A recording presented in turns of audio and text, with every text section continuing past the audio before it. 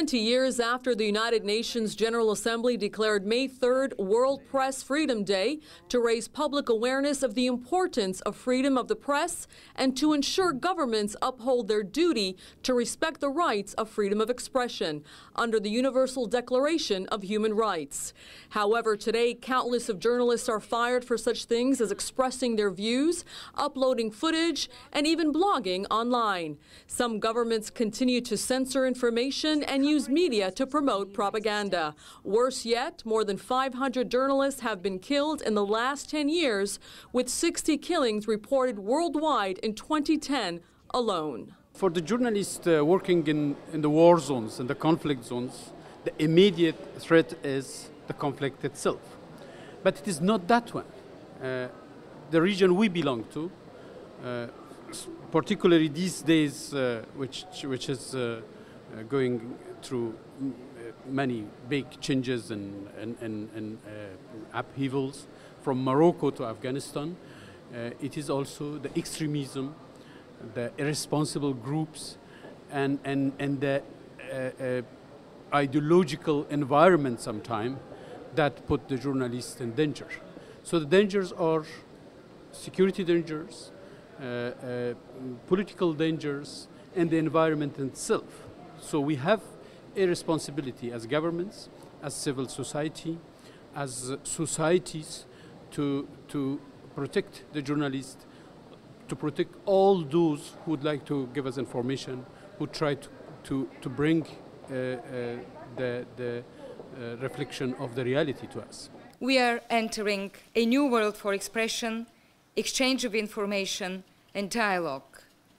In uncharted waters, we must remain true to the compass we have in the Universal Declaration on Human Rights.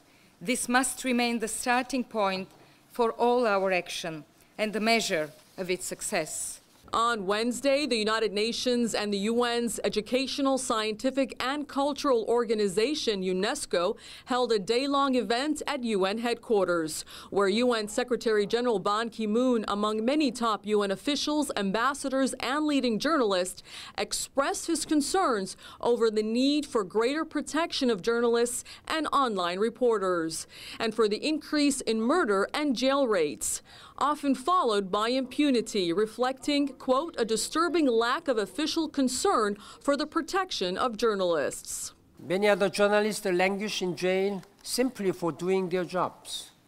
On this day, we call for justice and freedom for those still detained. We pledge to bridge the digital divide so that all people can benefit from access to new media and communication technologies. The rights to freedom of expression, information, and association are not abstract principles.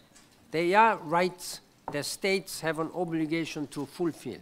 We have to make a very strong advocacy for the freedom of expression and also for the free conditions of journalists taking their professional responsibilities. I believe that advocacy is very important. Then, of course, it's the overall framework of how journalists work, and also to send a strong message that impunity, when we see violence against journalists and killings, of course, which is the ultimate, I would say, violation of their right to make us know what is happening in the world, impunity is not acceptable. And we make a very strong case with many governments in very concrete cases that such cases should be perpetrators should be persecuted. There should be strong legal also provisions for such cases. And we have, by the way, done a lot in very many countries in putting the respective legislation so that freedom of expression is protected. With new social and political threats developing around the world, protecting human rights through state authorities is more crucial than ever. Today, the United Nations calls on all governments to join them to guarantee and promote the freedom of expression in all forms of communication in and around the world. Afaf Kanja for South South News, United Nations.